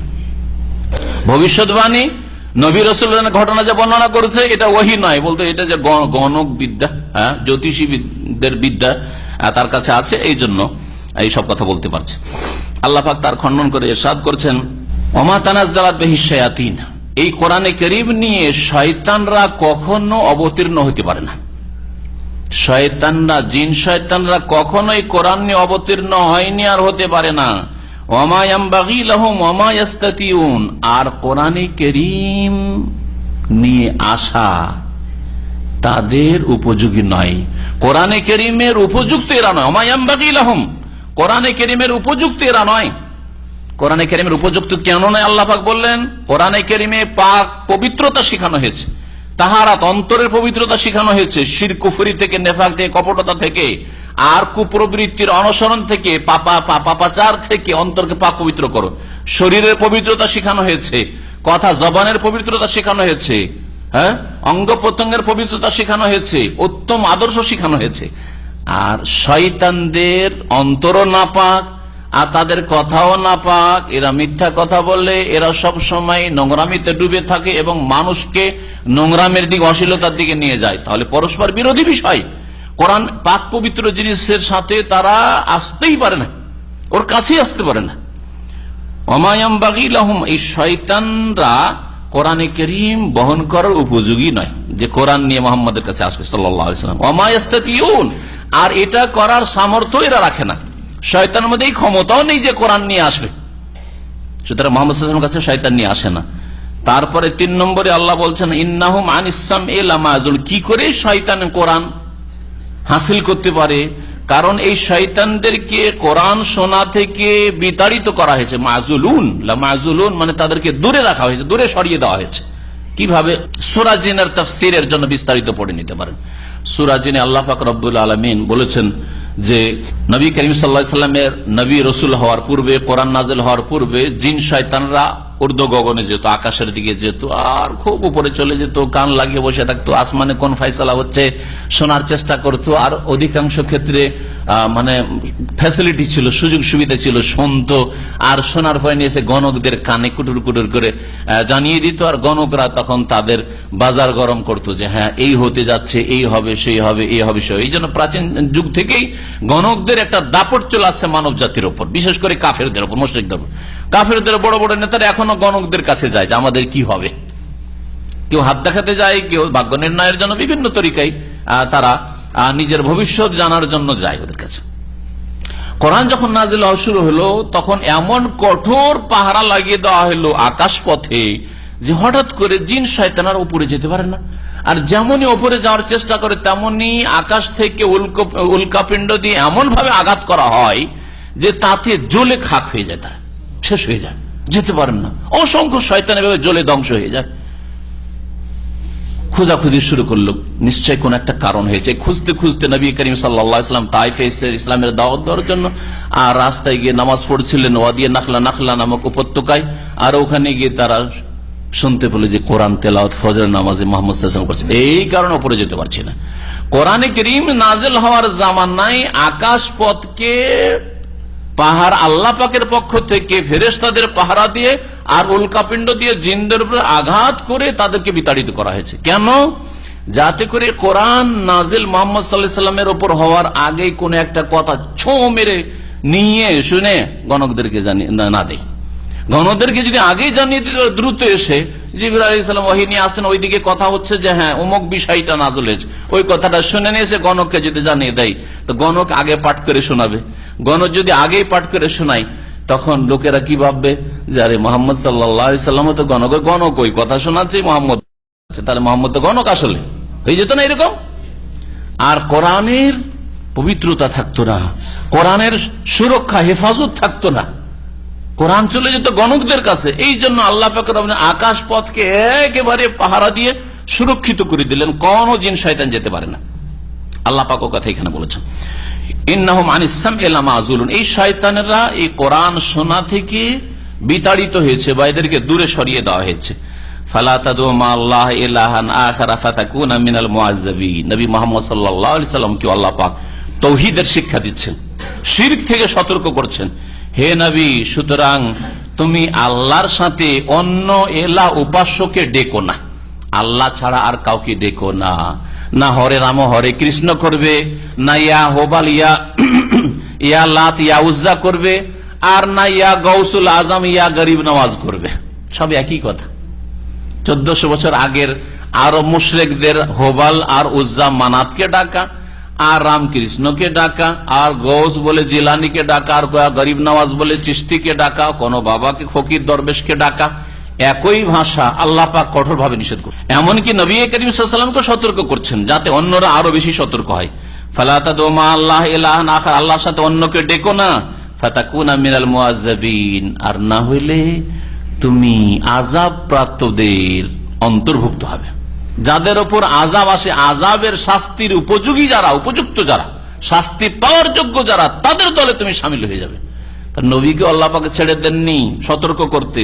তুমিও যদি আল্লাহ ছাড়া অন্যকে ডাকো, তুমিও যদি আল্লাহ ছাড়া অন্যকে সেজদা করো, দোয়া বলে সমস্ত রকমের শিরক থেকে সতর্ক করা হয়েছে। দোয়া আল্লাহর হক, আল্লাহ ছাড়া অন্যকে ডাক আহ্বান করা শিরক। ওই রকমই জবাই করবেন আল্লাহর নাম বিসমিল্লাহ দিয়ে, আল্লাহর সন্তুষ্টি, আল্লাহর নৈকট্যের জন্য।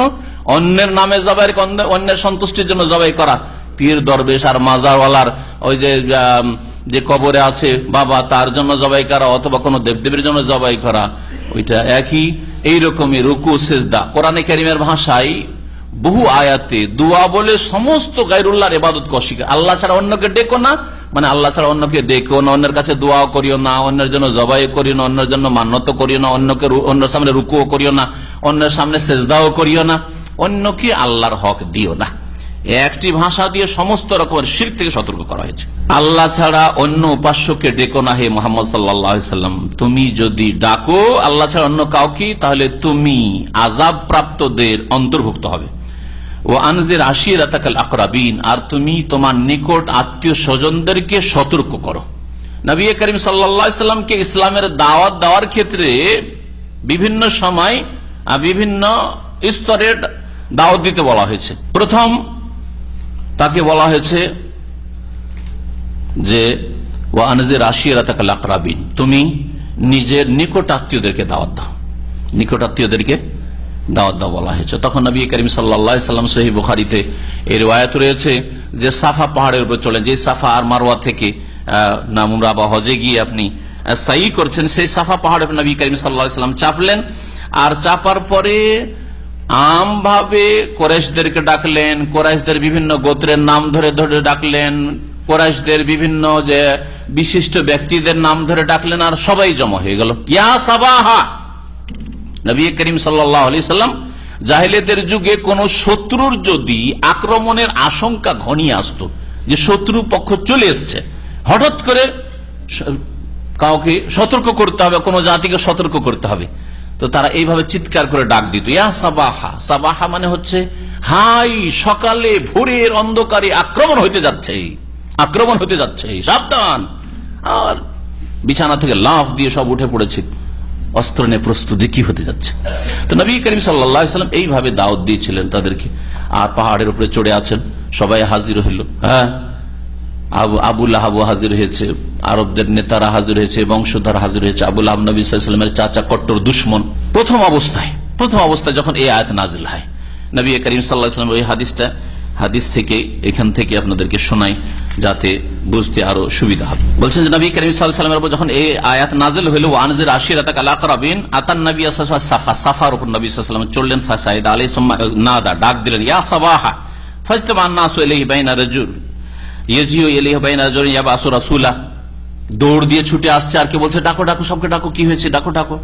সব হাজির। ফাকালা রাসূলুল্লাহ রাসূলুল্লাহ বললেন, ইয়া বানি আব্দুল মুত্তালিব, হে আব্দুল মুত্তালিবের বংশধর, ইয়া বানি ফেহের, হে ফেহেরের বংশধর, হে ইয়া বানি লুয়াই, হে লুয়াইয়ের বংশধর। আর আইতুম, এক একটি করে ডাক দিলেন সবকে।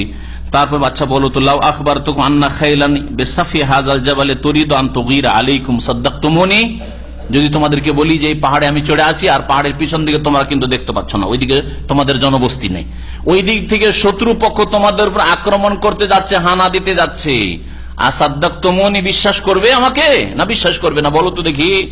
তখন তারা বলছে, কালু নাম, হ্যাঁ অবশ্যই বিশ্বাস করবে। ইয়া মুহাম্মদ মা জাররাবনা আলাইকা ইল্লা সিদকান, এই 40 বছর তোমার বয়স হয়ে যাচ্ছে, জীবনে তোমাকে কোন সত্য ছাড়া মিথ্যা কথা বলতেই শুনিনি, কি করে তোমাকে বিশ্বাস করবো না?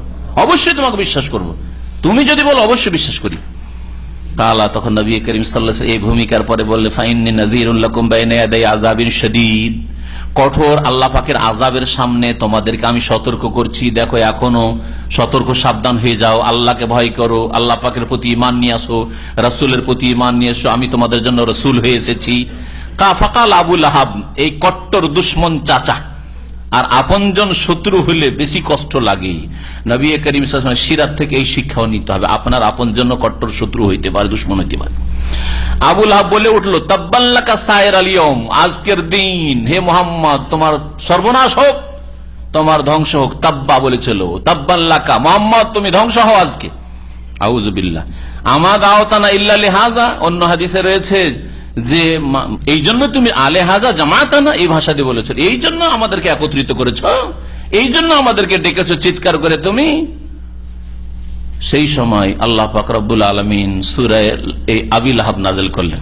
সূরা লাহাব, ওয়ানজা তাব্বাত ইয়াদা আবি লাহাব, মোহাম্মদ ধ্বংস হবে না, আবু লাহাব শোনো, আবু লাহাবের 2 হাত ধ্বংস হোক, ওয়াতাবার সেও নিজে ধ্বংস হোক, তার বিবিও ধ্বংস হোক, সব ধ্বংস হোক। আল্লাহ পাক বলেছেন কিয়ামত পর্যন্ত এই আবু লাহাবের ধ্বংসের আয়াত আর সূরা পাঠ হইতেই আছে। আর কত অসংখ্য মানুষ যে পাঠ করছে, তাই না? জি। তো নবী করিম সাল্লাল্লাহু আলাইহি ওয়াসাল্লাম যারা শত্রুতা করবে তাদের দশা এরকমই হবে। বুখারী, মুসলিম, তিরমিজি, নাসাইতে হাদিসটি রয়েছে। নবী করিম সাল্লাল্লাহু আলাইহি ওয়াসাল্লামের উপর যখন এই আয়াত নাযিল হয় তখন ফাতেমাকে ডেকে, ইয়া ফাতেমা বিনত মুহাম্মদ, হে মুহাম্মদের মেয়ে ফাতেমা। ইয়া সাফিয়া ইবনাত আব্দুল মুত্তালিব, হে আব্দুল মুত্তালিবের বেটি সাফিয়া, অর্থাৎ নবী সাল্লাল্লাহু আলাইহি ওয়াসাল্লামের ফুফুকে ডেকেছিলেন। ইয়া বানি আব্দুল মুত্তালিব, হে আব্দুল মুত্তালিবের বংশধর, তোমাদের ডাকছে। লা আমলিকু লাকুম মিনাল্লাহি শাইআ, আল্লাহর আযাব থেকে তোমাদেরকে কোনো মতে আমি রক্ষা করতে পারবো না। সালুনি মিন মালি মা শিতুম, তোমরা যদি আমার ধন সম্পদ থেকে কিছু চাও তো চাইতে পারো, তোমাদেরকে দিতে পারবো, কিন্তু আল্লাহর আযাব থেকে তোমাদেরকে রক্ষা করতে পারবো না যদি তোমরা ঈমান না নিয়ে আসো, সৎকর্মশীল না হও। আল্লাহ পাক রব্বুল আলামিন ইরশাদ করেছেন, হে নবী মুহাম্মদ সাল্লাল্লাহু আলাইহি ওয়াসাল্লাম, তুমি তোমার নিকট আত্মীয় স্বজনদেরকে সতর্ক করো। ওয়াখফিজ জানাহাকা লিমান ইত্তাবাকা মিনাল মুমিনিন। এখানে সংক্ষেপ করে দিলাম, কিন্তু সংক্ষেপ করা অনেক সময় অসম্পূর্ণ রাখবে তাফসীরকে, এজন্য একটু ইঙ্গিত করছে। নবী সাল্লাল্লাহু আলাইহি ওয়াসাল্লামকে প্রথম স্তরে এটাই নির্দেশ দেওয়া হয়েছিল যে নিজের নিকট আত্মীয় স্বজনদেরকে তুমি দাওয়াত পৌঁছাও। আর তারপরে বলা হলো লিতুনজিরা উম্মাল কুরা মান হাওলাহা, আয়াতে, যাতে করে তুমি সতর্ক করো উম্মুল কুরা মক্কার লোকদেরকে আর আশেপাশের লোককে। তখন তাইফে গেলেন, আশেপাশে দাওয়াত দেওয়া শুরু করলেন, আশেপাশের লোক যেইভাবে পারেন পৌঁছাতে শুরু করলেন। বিশেষ করে হজের মৌসুমে মেনায় গিয়ে, মুজদালিফায়, আরাফায় গিয়ে তাদের সাথে দেখা সাক্ষাৎ করা। আর কে আছে মাইয়াহমেল আন্নি, কি আমার পক্ষ থেকে দাওয়াতটি নিয়ে যাবে, নিজের বংশধরে পৌঁছে দেবে, এইভাবে তিনি দাওয়াত দেওয়া শুরু করলেন হজের মৌসুমগুলিতে গিয়ে। মেলাগুলিতে, তাদের ওকাজের মেলা আর বিভিন্ন যে মেলাগুলি, সেই মেলাগুলিতে নবী করিম সাল্লাল্লাহু আলাইহি ওয়াসাল্লাম যেতে লাগলেন। আর সেই মেলাতে গিয়ে তাদের দাওয়াত দেওয়া, কারণ বিভিন্ন এলাকা থেকে লোকজন সেখানে সমবেত হইত, এভাবে দাওয়াত দেওয়া শুরু করলেন। এটা দ্বিতীয় স্তর ছিল। তৃতীয় স্তরে নবী করিম সাল্লাল্লাহু আলাইহি ওয়াসাল্লামের দাওয়াত দূরে দেওয়া শুরু করলেন। আল্লাহ পাক কোরআনে কারীমের এইরকম অনেকগুলি আয়াত রয়েছে যে আয়াতগুলো সারা বিশ্বের জন্য নবী সাল্লাল্লাহু আলাইহি ওয়াসাল্লামের দাওয়াতের কথা বলা হয়েছে। লিউনজিরাকুম বিহি ওয়া মান বালাগ, যাতে করে তোমাদেরকে আমি কোরআন দিয়ে সতর্ক করি আর যার কাছে কোরআনের দাওয়াত পৌঁছিবে, মানে সবার জন্য, সবার জন্য। ইয়া আইয়ুহান নাস ইন্নী রাসূলুল্লাহি ইলাইকুম জামিআ, আমি তোমাদের সকলের জন্য রাসূল হয়ে এসেছি। এরকম অনেকগুলি আয়াত রয়েছে কোরআনে কারীমের বিভিন্ন জায়গায়। যেমন আল্লাহ পাক রব্বুল আলামিন আরো ইরশাদ করেছেন যে ওয়ামান ইয়াকফুর বিহি মিনাল আহজাব ফান্নারু মাওঈদুহু, যেই ব্যক্তি যে কোনো সম্প্রদায়ের, মিনাল আহজাব, যে কোনো দলের, যে কোনো জাতির কেউ যদি এই কোরআনকে অস্বীকার করে, কোরআনকে অস্বীকার করে, আফ্রিকান হোক, ইউরোপিয়ান হোক, আর আপনার চাইনিজ হোক, যে কোনো শাকল সুরাতের, আর এশিয়ান হোক, যেখানকারই হোক না কেন, আর যে কোনো রং বর্ণের হোক না কেন, ভাষাভাষী হোক না কেন, ওয়ামান ইয়াকফুর বিহি মিনাল আহজাব, যে কোনো দলের কেউ যদি এই কোরআনকে অস্বীকার করে, ফান্নারু মাওঈদুহু, তাহলে জাহান্নাম হচ্ছে তার সাথে প্রতিশ্রুতি, তার সাথে ওয়াদা, জাহান্নামের ওয়াদা থাকলো তার সাথে। আল্লাহ পাক জাহান্নাম ছাড়া আর কিছু দেবেন না। যারা কোরআনকে অস্বীকার করবে, কোরআন নিয়ে এসেছেন যেই রাসূল, সেই রাসূলকে অস্বীকার করবে, কোরআন যিনি নাযিল করেছেন তাকে, আল্লাহ পাকের ওয়াহদানিয়তকে অস্বীকার করবে, তাদের জন্য জাহান্নামের ওয়াদা রয়েছে। সহিহ মুসলিমের হাদিসটা ওইখানে শুনিয়ে নবী করিম সাল্লাল্লাহু আলাইহি ওয়াসাল্লাম বলেছেন, ওয়াল্লাযী নাফসি বিয়াদি, সে আল্লাহর শপথ করে বলে যার হাতে আমার প্রাণ রয়েছে, লা ইয়াসমাউ বি আহাদুম মিন হাযিহিল উম্মতি ইয়াহুদিয়ুন আও নাসরানী, আমার সম্পর্কে এই উম্মতের, মানে এই জাতির যেই কেউ যদি শুনে, সে ইহুদি হোক অথবা নাসরানী খ্রিস্টান হোক, সুম্মা লা ইউমিনু বিহি, শোনার পরে যদি ঈমান না নিয়ে আসে, বিশ্বাস না করে যে মুহাম্মদকে মানব না, ও আরবদের রাসূল, আমাদের না, ইউরোপিয়ানদের নয়, রোমানদের নয়, পার্সিয়ানদের নয়, এই বলে কেউ যদি অস্বীকার করে, তাহলে কি হবে? ইল্লা দাখালান নার, সে কোথায় যাবে? জাহান্নামে যাবে। নবী করিম সাল্লাল্লাহু আলাইহি ওয়াসাল্লাম, সহিহ মুসলিমের হাদিস। আল্লাহ পাক রব্বুল আলামিন তারপরে নবী সাল্লাল্লাহু আলাইহি ওয়াসাল্লামকে আরেকটি উপদেশ দিচ্ছেন, সেটা হচ্ছে চরিত্রের ক্ষেত্রে। ওয়াকফিজ জানাহাকা লিমান ইত্তাবাকা মিনাল মুমিনিন, হে নবী মুহাম্মদ সাল্লাল্লাহু আলাইহি ওয়াসাল্লাম, তুমি তোমার অনুকম্পার ডানা বা দয়ার ডানাকে প্রসারিত করো। খাফাজা মানে ঝুঁকিয়ে দেওয়া, ডানা ঝুঁকানো বলা হয়েছে, এটা হচ্ছে ভাষার অলংকার। কারণ পাখি নিজের বাচ্চাকে আদর করলে বা বাচ্চার হেফাজত করলে কি করে? হ্যাঁ, ডানা মেলে দেয়, ডানা মেলে নিজের বুকের তলায় বা ডানার তলায় নিয়ে নেয়, যাতে করে কোন শত্রুর আশঙ্কা না থাকে, তাই না, বা শত্রু থেকে হেফাজত করতে পারে। তো আল্লাহ পাক রব্বুল ওই রকমের নবী করিম সাল্লাল্লাহু আলাইহি ওয়াসাল্লাম বলছে তোমার ডানাকে ঝুঁকিয়ে দাও। তো মানুষের কি ডানা আছে ডানা ঝুঁকাবেন? এই জন্য বললাম যে হে নবী মুহাম্মদ সাল্লাল্লাহু আলাইহি ওয়াসাল্লাম, তোমার বাহু তুমি প্রসারিত করো। কিসের বাহু? দয়ার বাহু বা অনুকম্পার বাহু তোমার প্রসারিত করো। কার জন্য? লিমানিত্তাবাকা মিনাল মুমিনিন, তোমার অনুসারী মুমিনদের উদ্দেশ্যে। তাহলে যারা ইমানদার হবে, মুমিন হবে, মুসলিম হবে, তাদের সাথে বিশেষভাবে সদাচরণ করতে হবে, নম্র ভাষী হইতে হবে। যে কোনো মানুষের সাথে নম্র ভাষী হইতে হবে, কারণ আপনাকে তাদের অন্তরে প্রবেশ করতে হবে, অন্তরে তাদের আল্লাহ পাকের বিধান নামাবার চেষ্টা করতে হবে। এতে কোনো সন্দেহ না যে কোনো মানুষের সাথে আল্লাহ পাক ভালো ব্যবহার করতে বলেছেন, কিন্তু বিশেষভাবে আল্লাহ পাকের নির্দেশ যে তোমার অনুসারী যারা মুমিন তাদের সাথে তুমি নম্র আচরণ করো, তোমার দয়ার বাহু প্রসারিত করে দাও। ফাইন আসাউকা, আর মানুষরা যদি তোমার নাফরমানি করে, ফাকুল, তাহলে তাদেরকে জানিয়ে দাও। যদি মানতে না চায় জানিয়ে দাও, ইন্নী বারিউ মিম্মা তা'মালুন, তোমরা যা কিছু করছো তা থেকে আমি সম্পর্কহীন। তোমাদের পাপের সাথে, অন্যায়ের সাথে, কুফরির সাথে আমি সম্পর্ক রাখি না। সম্পর্ক ছেদ করতে হবে কুফরি থেকে এবং কাফের থেকে। ওয়া তাওয়াক্কাল আলাল আজিজির রহিম, এবং যিনি মহাপরাক্রান্ত বড় দয়াবান তার উপর আস্থা করো, নির্ভরশীল হও। আল্লাযী ইয়ারাকা হিনা তাকুম, যে আল্লাহ পাক রব্বুল আলামিন তোমাকে দেখছেন যখন তুমি দণ্ডায়মান হও, তার উপর আস্থা ভরসা করো। আল্লাহ পাক যেন নবীকে এখানে উপদেশ দিচ্ছেন যে তুমি তোমার অনুসারীদের সাথে সদ্ব্যবহার করো, তারপরে তুমি কি করো? আল্লাহর উপরে ভরসা করো। আল্লাহ হেফাজতকারী, আল্লাহ পাক রব্বুল আলামিন সবকিছুর মালিক, ফলাফলের মালিক। যে আল্লাহ পাক তোমাকে দেখছেন যখন তুমি দণ্ডায়মান হও। কোথা থেকে দণ্ডায়মান হও? একটা তাফসীর হচ্ছে যখন দাঁড়াও, যখনই দাঁড়িয়ে থাকো আল্লাহ পাক দেখছেন। বিছানা থেকে দাঁড়াও, আর তোমার বসে থাকা থেকে দাঁড়াও, শুয়ে থাকা থেকে দাঁড়াও, যে অবস্থায় দাঁড়াও। আর কেউ কেউ বলেছেন হিনা তাকুম, হিনা তাকুম মানে যখন তুমি তাকুম লিসসালাতে, নামাজে দণ্ডায়মান হও। এটাও কেউ কেউ তাফসীর করেছেন, খাস তাফসীর হয়ে গেল, কিন্তু খাস করার কোনো প্রয়োজন করেন। নামাজের অবস্থায় দাঁড়ানোকেও শামিল, আর যে কোনো অবস্থায় দাঁড়িয়ে থাকাকে শামিল। আল্লাহ পাক দেখছেন সর্ব অবস্থায়। আর কেউ কেউ নামাজের সাথে যারা খাস করেছেন তারা বলছেন যে এখানে একা নামাজের কথা বলা হয়েছে। যখন তুমি তাহাজ্জুদের নামাজ পড়ো অথবা সুন্নত নফল নামাজ পড়ো, তখন তুমি একা দাঁড়াও, এটা বোঝানো হয়েছে। আর যারা নামাজি সেজদাকারী তাদের সাথে যখন তোমার চলাফেরা থাকে, অর্থাৎ যখন জামাতে তুমি নামাজ পড়ো, তখন আল্লাহ পাক তোমাকে দেখেন। তাহলে এই আয়াত দ্বারা বোঝানো হয়েছে যে জামাতে নামাজ পড়তে হবে। নবী করিম সাল্লাল্লাহু আলাইহি ওয়াসাল্লামকে বলা হয়েছে যে তাকাল্লুবুকা ফিস সাজিদিন, তোমার চলাফেরা বা তোমার উঠা বসা কার সাথে? সেজদাকারীদের সাথে, বা যারা নামাজি তাদের সাথে হবে। ইন্নাহু হুয়াস সামিউল আলিম, সে আল্লাহ পাক রব্বুল আলামিন নিঃসন্দেহে সর্বশ্রোতা, সবকিছু শুনেন এবং সবকিছু জানেন। এরপরে আল্লাহ পাক বলছেন হাল ওয়ানাব্বিউকা আলা মান তানাজ্জালু শায়াতিন, কারণ কাফের মুশরিকরা বলতো যে শয়তান আসে মুহাম্মদের কাছে আর এসে কিছু শিখিয়ে দেয়, জানিয়ে দেয়, আর এই মুহাম্মদ হচ্ছে গণক। আল্লাহ পাক অস্বীকার করে বলছেন যে মুহাম্মদের কাছে তো শয়তান আসেই না। শয়তান কার কাছে আসে শুনবে? শুনে নাও। আল্লাহ পাক বলছেন হাল ওয়ানাব্বিউকুম, হে মানুষ তোমাদেরকে জানিয়ে দেব কি, আলা মান তানাজ্জালু শায়াতিন, ওই সব লোক সম্পর্কে যাদের উপর শয়তান নেমে আসে, শয়তান অবতীর্ণ হয়। তানাজ্জালু আলা কুল্লি আফাকিন আসিম, শয়তান নেমে আসে প্রত্যেক মিথ্যুক। আফাক, ইফক মানে মিথ্যা, বা মিথ্যা যে অপবাদ দেয় এই ইফক বলা হয়।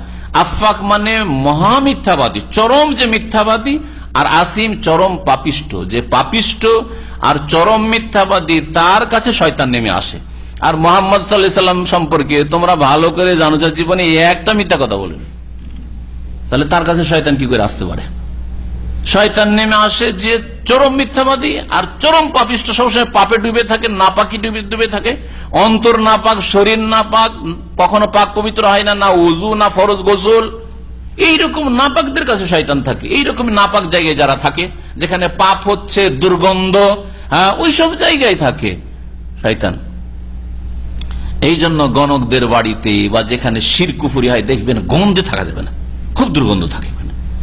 শয়তানকে যেহেতু ডাকে এই জন্য নাপাক করে রাখতে হবে, নোংরা করে রাখতে। ইউলকুন আসসাম, আর এই শয়তানরা কি করে, কান পেতে থাকে। ইউলকুন আসসাম, শয়তানরা কান পাতে, আকাশ পথে গিয়ে কান পেতে থাকে যে ফেরেশতারা কি আলোচনা করছে, ওপরে কি হচ্ছে, ওগুলো শুনবো, শোনার পরে গণকদেরকে শোনাবো। এটা তাহলে ইউলকুন আসসাম, শয়তানদের সম্পর্কে বলা হয়েছে জিন শয়তান কান পেতে থাকে। আর কেউ কেউ বলেছেন যে না, এটা গণকদের সম্পর্কে বলা হয়েছে, শয়তানরা একটা কথা শুনে নাই। যেমন নবী সাল্লাল্লাহু আলাইহি ওয়াসাল্লামের এই মর্মে বেশ কিছু হাদিস রয়েছে যে গণকরা কি করে সত্য কথা বলে। 100টা মিথ্যার মধ্যে একটা সত্য থাকে। আসলে নবী করিম সাল্লাল্লাহু আলাইহি ওয়াসাল্লামের হাদিস রয়েছে, ওই একটা কথা যে সত্য ঘটে যায় তাতেই লোকেরা বিশ্বাস করা শুরু করে। দেখো এই যে যেমন বলেছিল তেমনটাই হইলো। বলছে যে বিবাহ বিচ্ছেদে বিবাহ টিকবে না, দেখো টিকলো না, লাস্টিং করলো না বিবাহটা। হ্যাঁ, একটা সত্য, বাকি যে 100টা মিথ্যা ওর কোন খোঁজ খবরই নেই। শয়তানরা ওপরে কান লাগায়, এটা একটা তাফসীর। আর কেউ কেউ বলছেন না, এখানে কান পেতে থাকে মানে গণকরা কান পেতে থাকে, গণকদের কাছে জিন শয়তান নেমে আসে, তখন কান লাগিয়ে বসে থাকে, আর ওই শয়তান তাকে বলতে থাকে যে হবে, এই হবে। ওই একটা সত্য আর বাকি মিথ্যা লাগায়। কিছু শয়তান মিথ্যা লাগায় আর গণকরা মিথ্যা লাগায়। নবী সাল্লাল্লাহু বলেছেন যে ওই একটা সত্যের সাথে 100টি ঝুট, 100টি মিথ্যা মিশিয়ে দিয়ে বলে। আর ফায়ুসাদ্দিকু বিতিলকাল কালিমা, ওই একটি সত্য কথার কারণে ওই গণককে লোকেরা বিশ্বাস করে। ওয়া আকসারুহুম কাযিবুন, আর তাদের অধিকাংশ হচ্ছে মিথ্যাবাদী। অধিকাংশ জিনেরা হচ্ছে মিথ্যাবাদী, আর অধিকাংশ গণকরাই হচ্ছে মিথ্যাবাদী। দুই দল সম্পর্কে আল্লাহ বলেছেন। ওয়াশ-শুআরা ইয়াত্তাবিউহুমুল গাওয়ুন, এখান থেকে আল্লাহ পাক আর এক সংশয়ের খণ্ডন করছেন বা আর একটি বিভ্রান্তির, যে কাফের মুশরিকরা নবী সাল্লাল্লাহু আলাইহি ওয়াসাল্লাম থেকে মানুষকে দূরে সরাবার জন্য বলতো যে মোহাম্মদ কবি গো, কাব্য রচনা করছে, এর কাছে কোনো ওহী আসে না, ফেরেশতাও আসে না, এই আল্লাহর কথা নয়, নিজেরই কবি কাব্য রচনা। আল্লাহ ওর খণ্ডন করছেন যে মোহাম্মদ সাল্লাল্লাহু আলাইহি ওয়াসাল্লাম কবি কি করে হইতে পারেন। অথচ অধিকাংশ কবিরা এমন হয় যে তাদের ডানে বামে যারা থাকে তারা পথভ্রষ্ট, গোমরা, খারাপ চরিত্রের, তাদের কথা ঠিক নেই। অশ্শুআরা ইয়াত্তাবিউহুমুল গাওয়ুন, আর কবিরা, শায়েরের বহু বচন আছে শুআরা, কবিরা এমন যে ইয়াত্তাবিউহুমুল গাওয়ুন, তাদের পথভ্রষ্টরাই অনুসারী হয়। কবিদের পিছনে ছুটে কারা? পথভ্রষ্টরা অধিকাংশ ক্ষেত্রে। আলাম তারা আন্নাহুম ফি কুল্লি ওয়াদিন ইয়াহিমুন, হে নবী তুমি কি দেখো না যে এই কবিরা কি করে কাব্য রচনার উদ্দেশ্যে ফি কুল্লি ওয়াদিন ইয়াহিমুন, ওয়াদিন মানে হচ্ছে মাঠ, ময়দান বা উপত্যকা, প্রত্যেক ময়দানে এরা উদ্ভ্রান্ত হয়ে ঘুরে বেড়ায়। কবিরা প্রত্যেক ময়দানে কি করে? উদ্ভ্রান্ত হয়ে ঘুরে বেড়ায়। এই ময়দানটা কি? এটা ভাষার ময়দান। একটা হচ্ছে ভাষার ময়দানে, ভাষারও একটা ময়দান আছে, ফিল্ড আছে, জি। আর একটা হচ্ছে মাঠে ঘাটে, দুটোই ঠিক। কবিরাকে দেখবেন যে বিভিন্ন জায়গায় বিভিন্ন দৃশ্য দেখে, নদীর দৃশ্য দেখলো আর বলে দিল যে আমাদের দেশের নদী কি আঁকে বাঁকে চলে।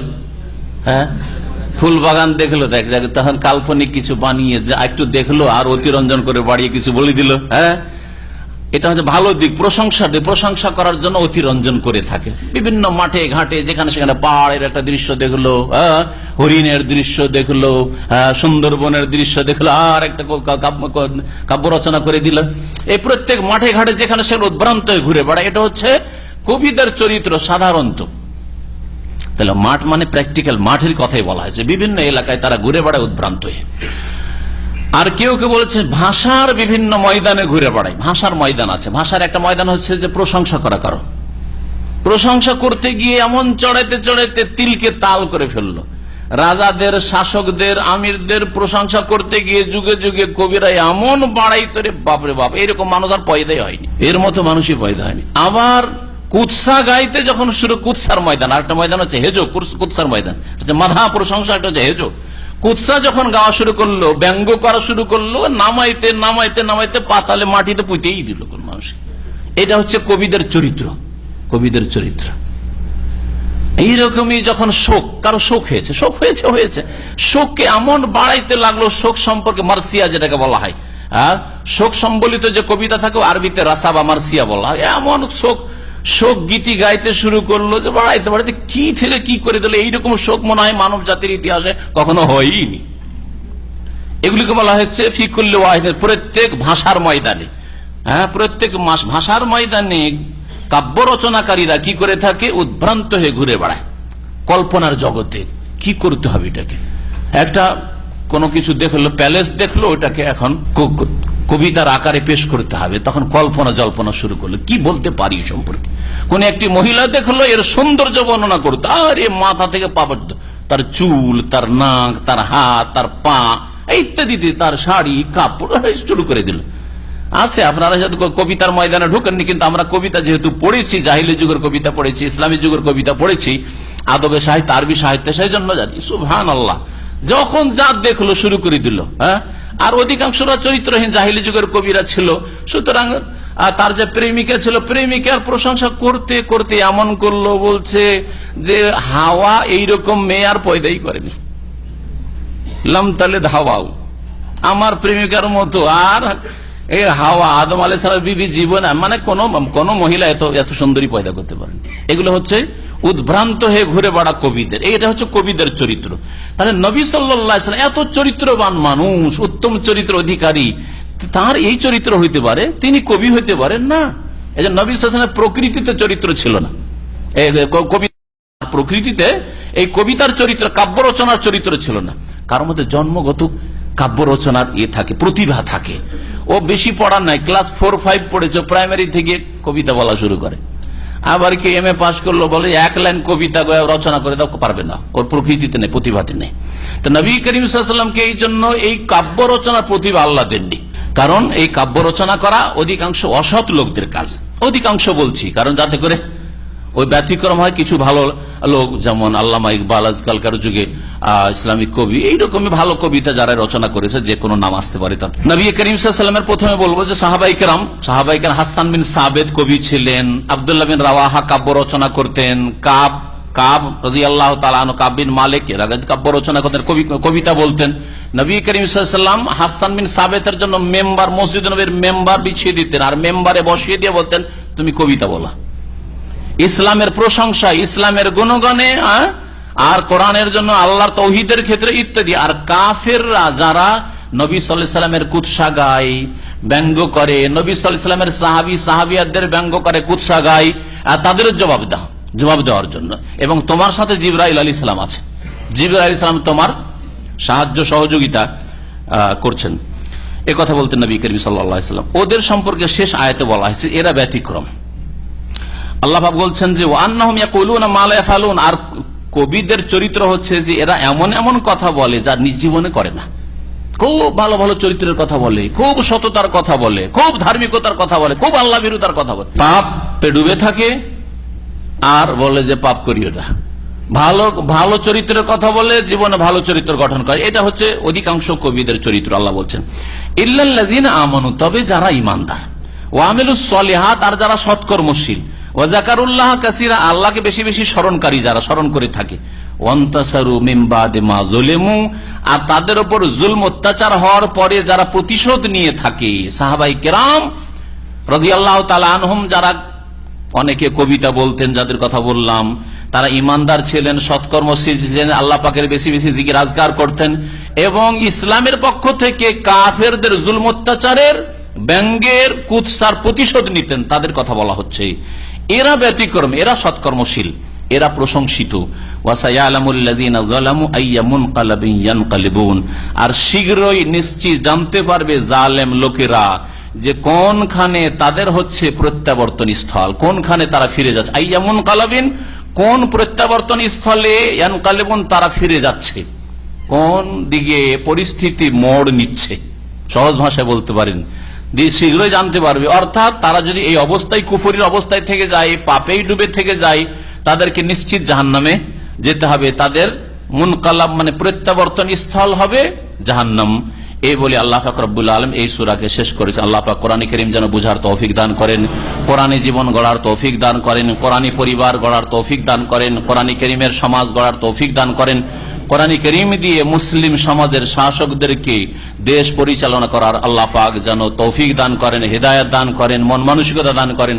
আল্লাহ পাক আমাদের অন্তরকে যেন সোজা করে দেন। রব্বানা লা তুযিগ কুলুবানা বা'দা ইয হাদাইতানা ওয়া হাব লানা মিন লাদুনকা রাহমাতান ইন্নাকা আনতাল ওয়াহ্হাব। রব্বানা আতিনা ফিদ দুনিয়া হাসানাহ ওয়া ফিল আখিরাতি হাসানাহ وقنا عذاب النار وصلى الله على نبينا محمد وعلى آله وصحبه أجمعين। নবী করিম সাল্লাল্লাহু আলাইহি ওয়াসাল্লাম মের শত্রু ছিল না ছিল না? নবী করিম সাল্লাল্লাহু চাইতে বেশি কেউ সত্যবাদী ছিল? হ্যাঁ, আমরা তো পায়ের কাছে পৌঁছিতে পারবো না, আল্লাহ যেন অনুসারী হওয়ার তৌফিক দান করে, তাই না? আমাদের কত আমলের ত্রুটি, আকীদারও দুর্বলতা, ইমানের দুর্বলতা, ইবাদতের দুর্বলতা, দুর্বলতার শেষ নাই। সুতরাং আমাদের যদি আমাদের একবার বাইরেতে বলছেন যে আমাদের সমালোচনা করে, শত্রুতা করে কোন দল, তো করবেই, করতে থাকবে, কারণ আমাদের দুর্বলতা আছে, স্বাভাবিক হইতে পারে। আর তারপরে যদি আমাদের দিনের দাওয়াত কোরআন এবং হাদিস ভিত্তিক হয়, তার জন্য আমরা চেষ্টা করি, আর তার শত্রুতা করে, তো আমাদের সাথে ব্যক্তিগত শত্রুতা নেই, তাদের শত্রুতা আছে কোরআন হাদিসের দাওয়াতের সাথে। তাওহীদের সাথে শত্রুতা, কারণ তারা শিরক বিদআত করে। সুন্নতের সাথে শত্রুতা, কারণ তারা বিদআতে লিপ্ত রয়েছে। কোরআন এবং হাদিসের প্ল্যাটফর্মে আসতে চাই না, আমরা কোরআন এবং হাদিসের প্ল্যাটফর্মে নিয়ে আসতে চাই, যে একই প্ল্যাটফর্মে হাজির হন, ওরা আসতে চায় না, সেই জন্য শত্রুতা করে, ও শত্রুতা করবে। আর তারপরে মনে রাখবেন যে কোরআন এবং হাদিসের শত্রুতা করে কেউ কামিয়াব হয়নি।